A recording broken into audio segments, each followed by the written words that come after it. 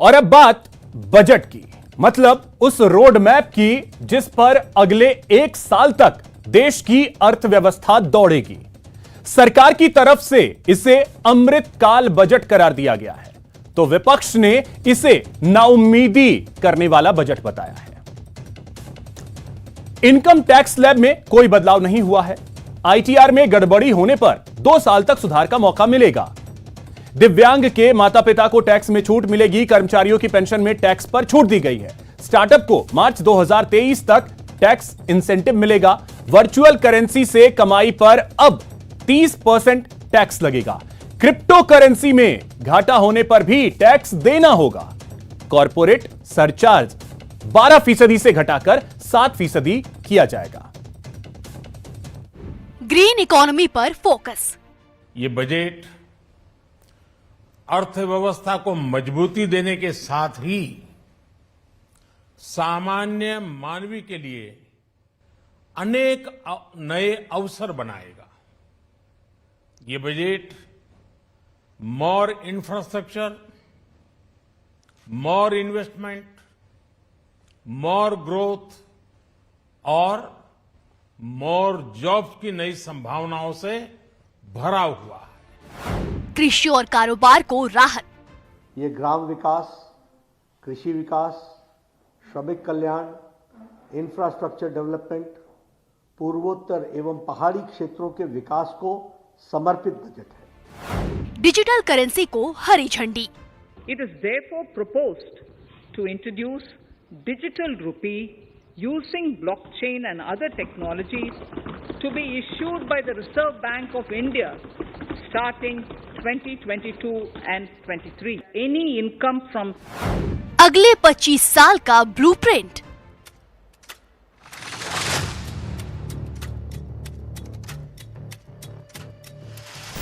आजादी के 100वें साल में देश कैसा होगा?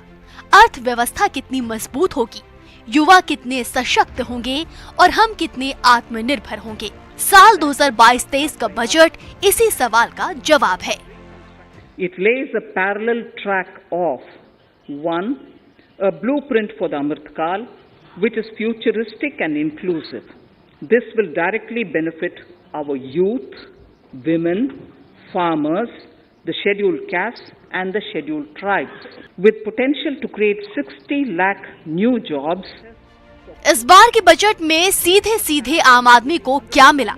क्या सस्ता हुआ, क्या महंगा? इस बात को जानने से पहले टैक्स को लेकर वित्त मंत्री ने क्या कहा, ये जान लीजिए। Proposing a new provision permitting taxpayers to file an updated return on payment of additional tax. This updated return can be filed within 2 years from the end of the relevant assessment year. किसी सामान का सस्ता और महंगा होना अब GST के तहत तय होता है। बावजूद इसके 5% कस्टम ड्यूटी को घटाकर कई सामान को सस्ता किया गया है। चमड़ा, कपड़ा, खेती का सामान, पैकेजिंग के डिब्बे, मोबाइल फोन चार्जर और जेम्स एंड ज्वेलरी सस्ते होंगे। कट और पॉलिश डायमंड के अलावा स्टील स्क्रैप और मेंथा ऑयल भी अब पहले के मुकाबले सस्ता मिलेगा। वहीं विदेशी छाता महंगा होगा।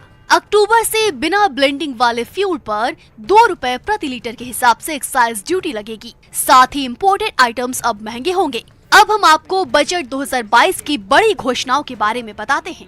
मसलन अब ई पासपोर्ट बनेगा।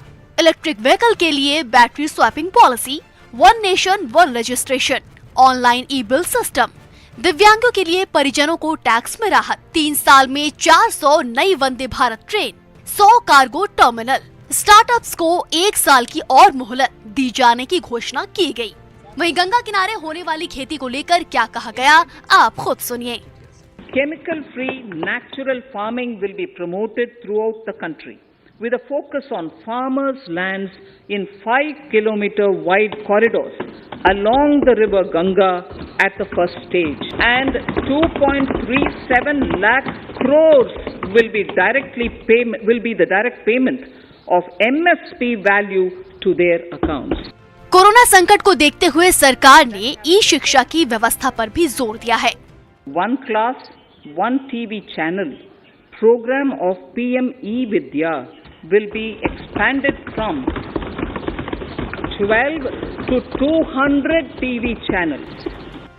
नए बजट को लेकर सरकार की तरफ से कई दावे किए जा रहे हैं, लेकिन विपक्ष की नजर से ये बजट कैसा है, आप खुद सुन लीजिए। कुछ नहीं, नथिंग, ये इस बजट का सार है। जिस प्रकार से ये पेश किया, ये वित्त मंत्री और सरकार के जिद्दीपन, उनकी कठोरता और उनकी निर्दयता का सूचक है, उसे दर्शाता है। आम आदमी का बजट है, ना किसानों का बजट है, ना महिलाओं का बजट है, ना युवाओं का बजट है, ना बुजुर्गों का बजट है। ये बजट फिर से वही प्रूव करता है कि पॉलिसीज बगैर सोचे समझे ये सरकार करती है और कुछ लोगों का एजेंडा चलाती है। बता दें कि प्रधानमंत्री नरेंद्र मोदी बुधवार को 11 बजे बजट 2022-23 के बारे में दोबारा बात करेंगे। मुमकिन है तब बजट को लेकर स्थितियां कुछ और भी साफ होंगी। Bureau report, news 18 network.